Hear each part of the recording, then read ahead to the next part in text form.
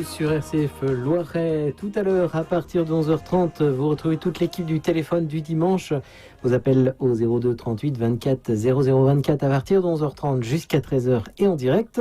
Mais en attendant, voici la petite nouvelle et nous savourons une nouvelle de Corinne Timmer aujourd'hui avec Annette Tanguy et Madeleine Change-Gilet. Bonne matinée à tous sur RCF Loiret.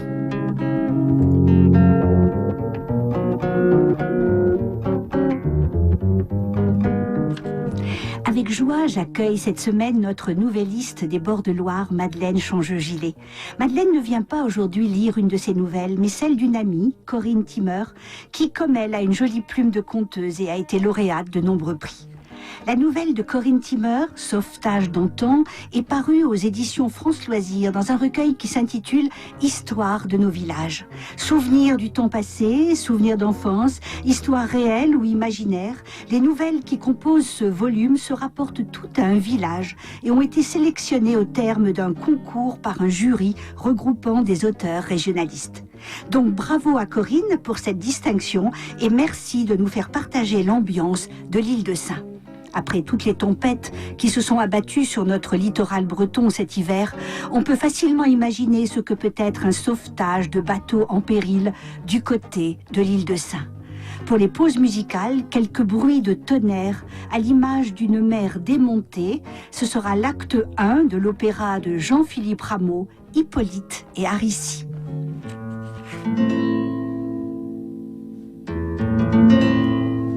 Ma mam est sénane.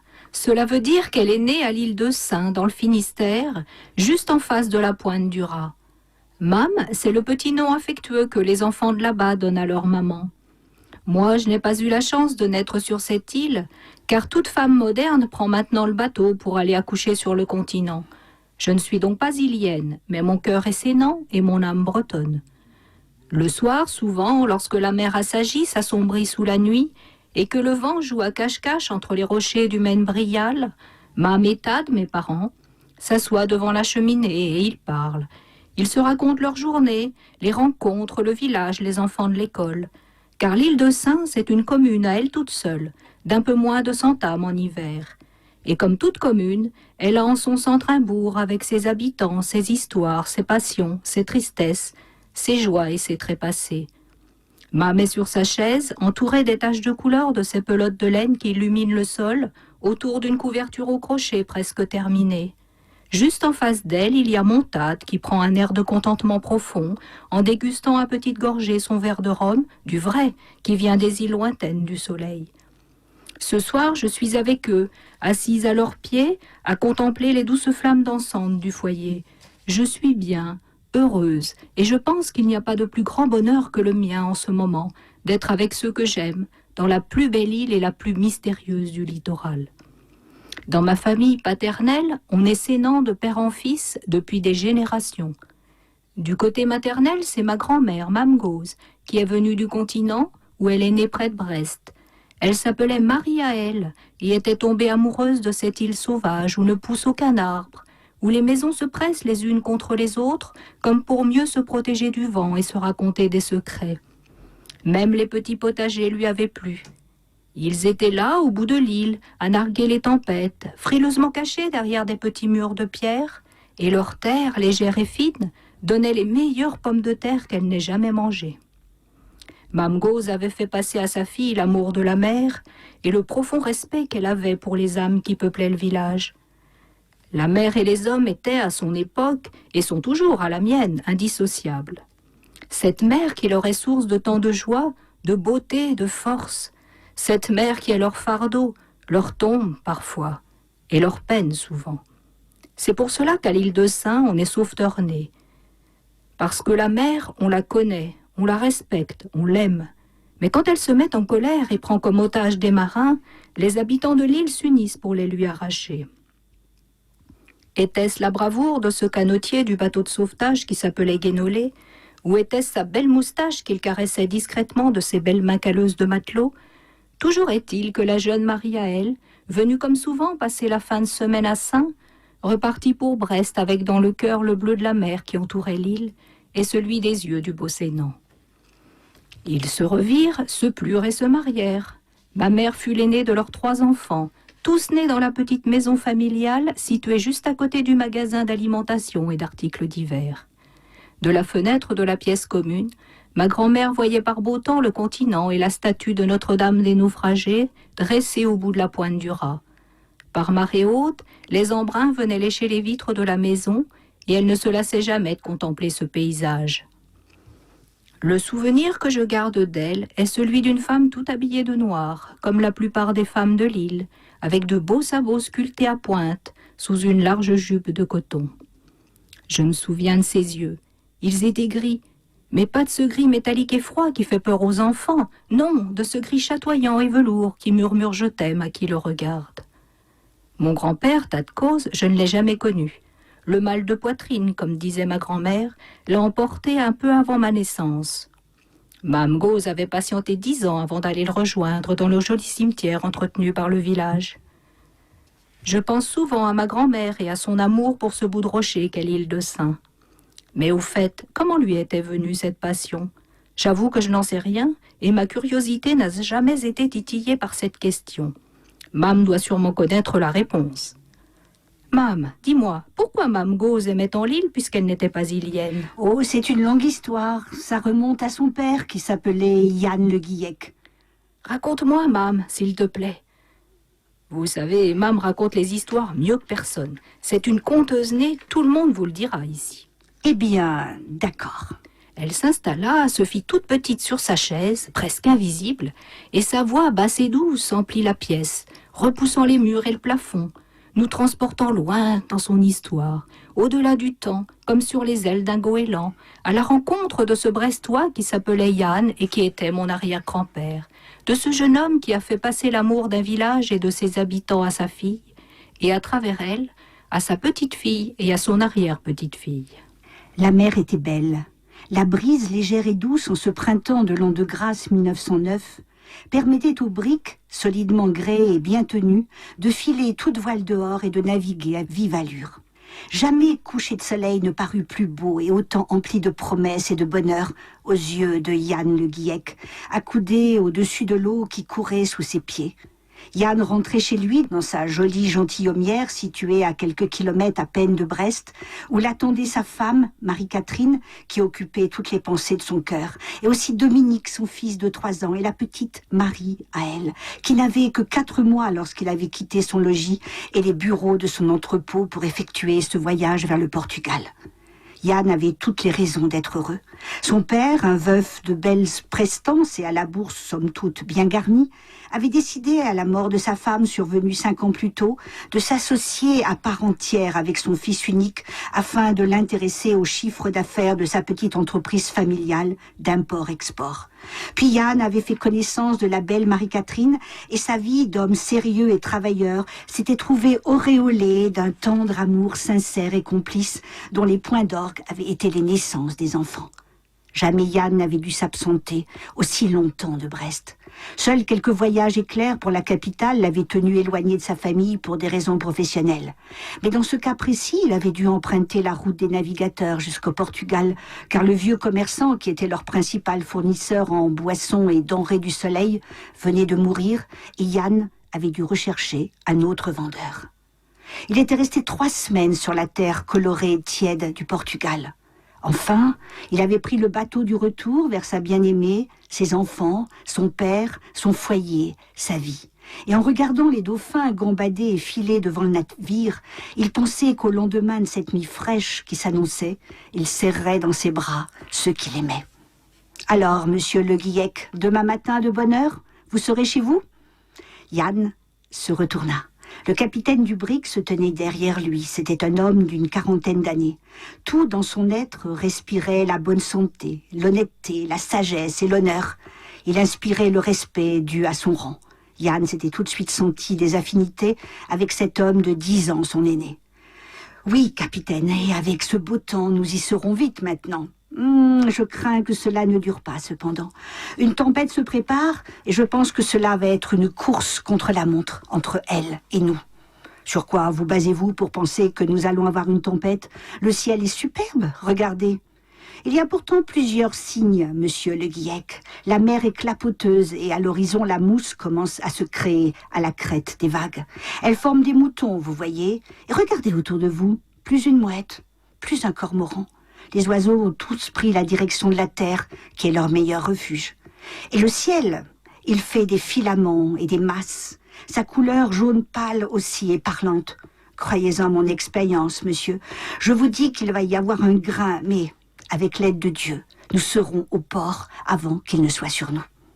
Comme, pour lui donner raison, une grande bourrasque de vent frais de secteur sud vint balayer le navire. Le capitaine s'en alla donner des ordres pour augmenter la voilure et Yann resta seul sur le pont. La conversation des autres passagers ne l'intéressait guère, il ne la recherchait pas.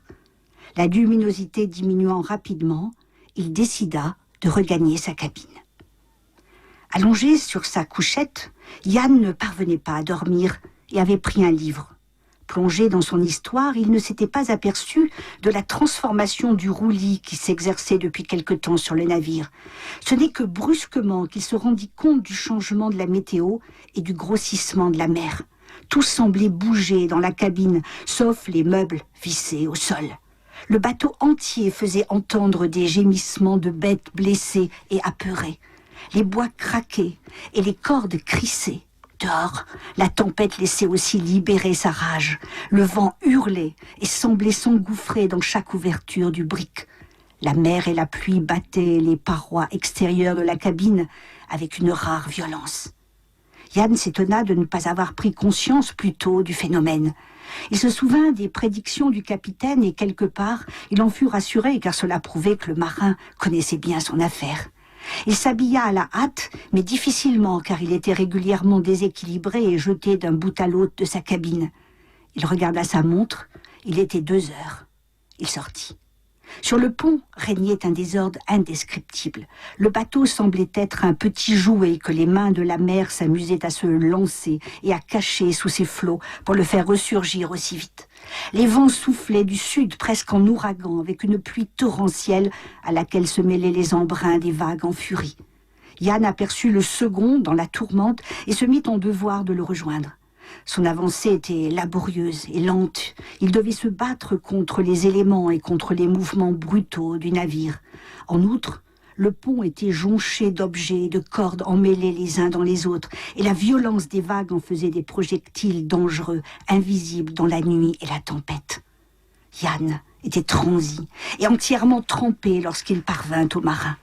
Il n'avait pourtant parcouru qu'une dizaine de mètres, mais il s'était révélé pire que ceux d'un parcours du combattant.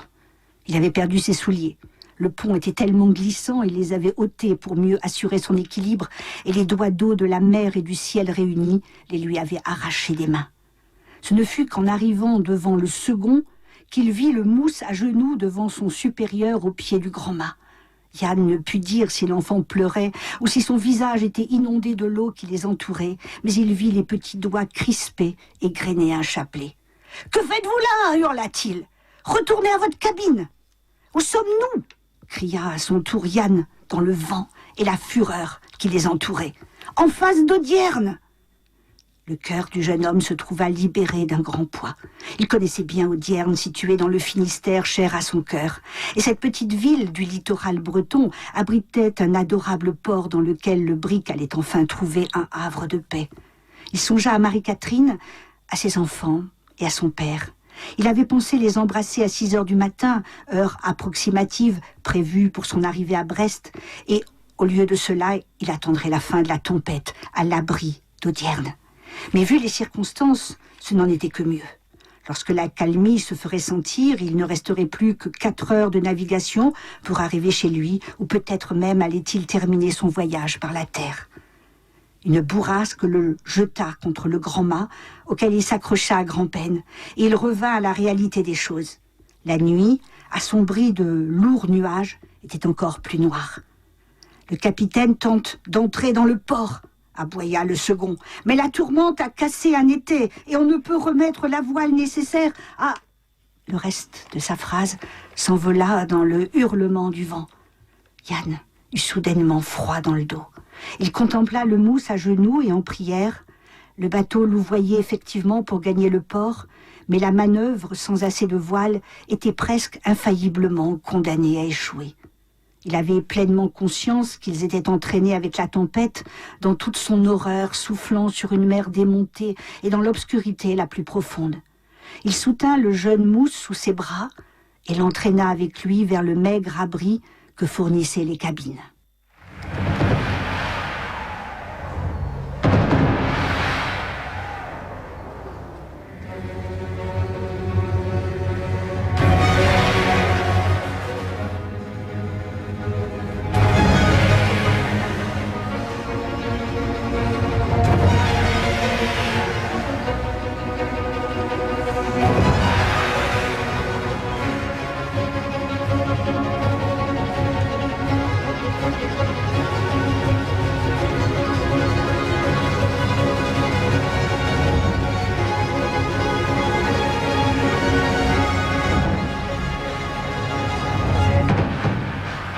Le navire tenait toujours tête à la lame, mais le vide-mulet fut brisé par un coup de mer, rendant ainsi la grand-voile inutilisable.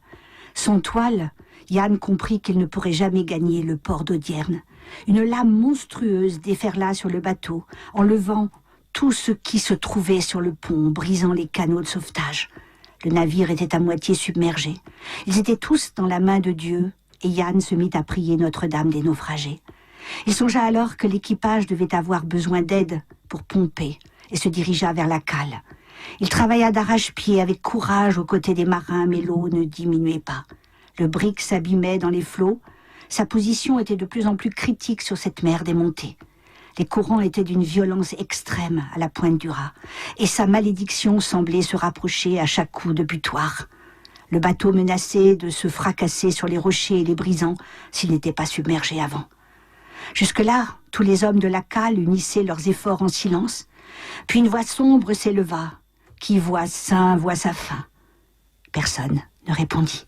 Chacun connaissait la difficulté de naviguer par mauvais temps aux alentours des 3 îles de ce bout du monde, redouté par tous les grands marins et qui avaient laissé, par le nombre impressionnant de naufrages, la triste prédiction.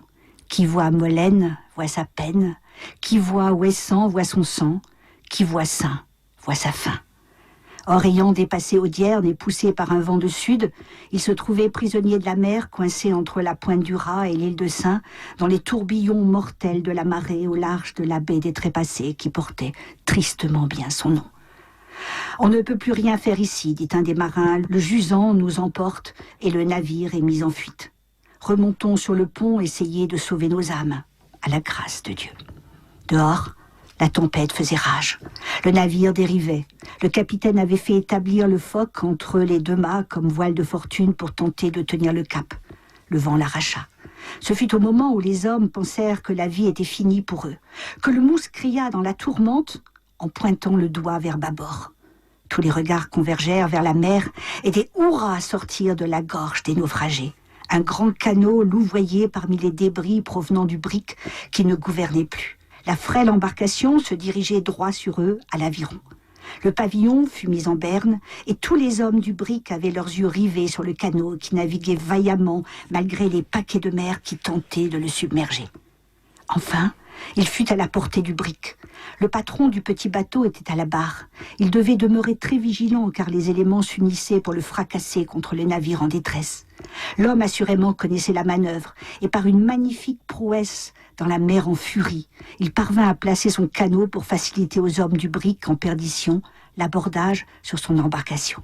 Ces marins tondus sur leurs avirons maintenaient la distance correcte, car il fallait profiter du roulis des navires pour passer les hommes d'un bord à l'autre. Seuls 2 d'entre eux pouvaient aborder à la fois.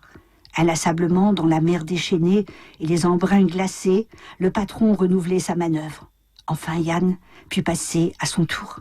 Le capitaine fut le dernier à quitter le brick et son contenant. Son regard était douloureux et là, un homme manquait à l'appel.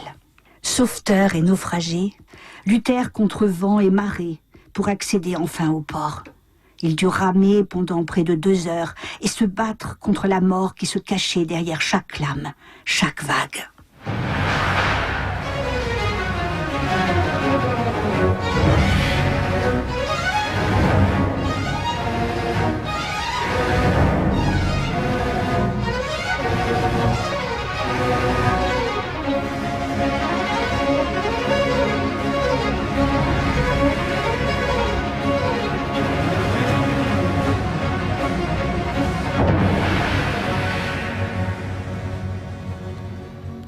Lorsque l'embarcation mouilla dans le petit port de l'île de Sein, l'aube était là.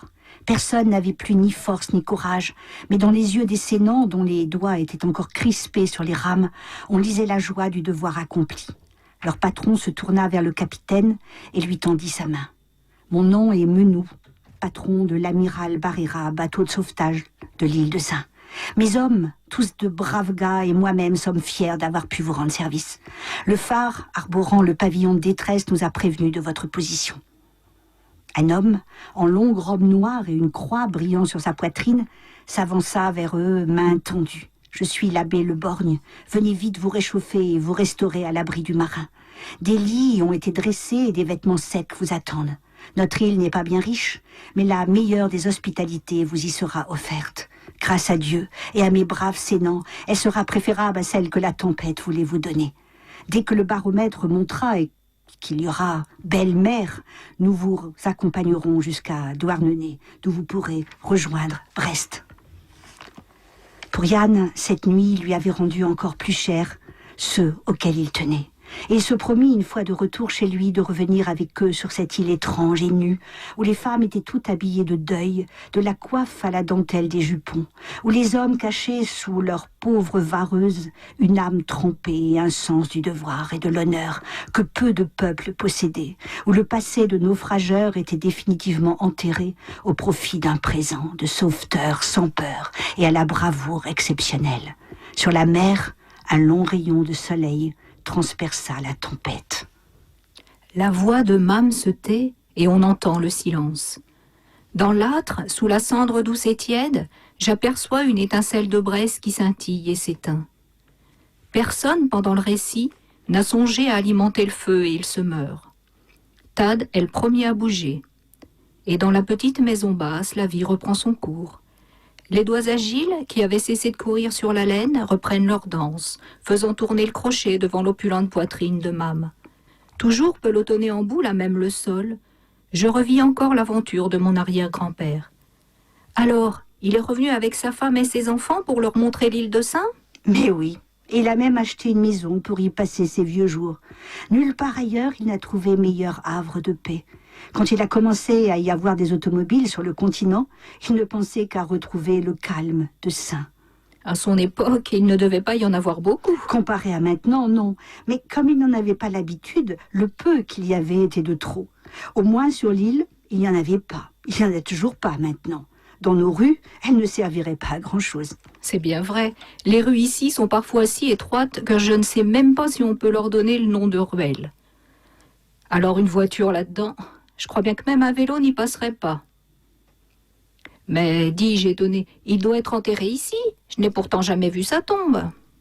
Il faut vous dire qu'à l'île de Sein, les morts font encore et toujours partie de la famille. Et il ne se passe pas une semaine sans qu'on aille leur rendre au moins une petite visite. Pourtant, Le Guillec n'est pas un nom que j'ai vu au cimetière. Et Mame Gauze, enterrée avec son mari, n'a jamais eu son nom de jeune fille gravé sur la pierre. Non, il a voulu être enterré auprès de son père sur le continent. Au début, sa petite Marie à elle venait avec lui et toute la famille pour passer le dimanche sur l'île. Et puis, elle s'est mariée ici et c'est elle qui s'est occupée de lui durant tous ses vieux jours.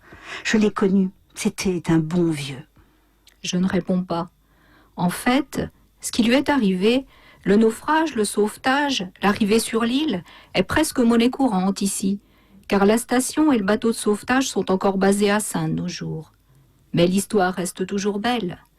Il faut comprendre que la mer, pour l'île de Sein, c'est la terre pour un village du continent. Un village qui n'aurait plus ses champs, ses bois, ses ruisseaux, ne serait qu'une partie de village. Eh bien, à Sein, la mer, c'est pareil. Elle fait rêver comme la terre. Elle fait suer comme la terre. Elle donne comme la terre. Elle fait pleurer comme la terre. Elle fait chanter comme la terre. Elle fait partie du village, comme la terre. La seule différence, c'est que parfois elle se met en colère. Alors, depuis plus d'un siècle, les Sénans sont devenus les gardiens de la vie et luttent contre la mer pour sauver ce qui peut l'être. Ils ont sauvé mon arrière-grand-père et j'en suis heureuse, car sans cela, je ne serais pas ici à vous parler de mon village. Mais c'est vrai qu'ils ont sauvé plusieurs milliers de personnes, sans compter les bateaux, et peu de gens le savent. Car de la France, disait De Gaulle à la massive réponse des Sénans à son appel historique, L'île de Sein mérite aussi d'être reconnue pour sa bravoure dans toutes les tempêtes. Dites-le autour de vous.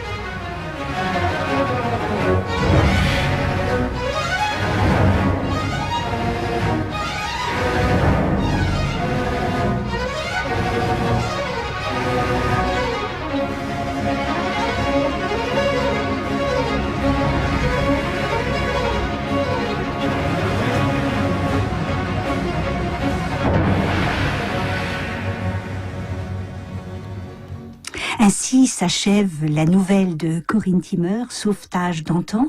Merci à Madeleine d'avoir lu avec moi cette nouvelle. Merci à Jean-François à la technique et un merci tout particulier d'avoir cherché dans les archives une chanson qui plaisait particulièrement à Madeleine, une chanson de Louis Capard, et je vous laisse découvrir laquelle.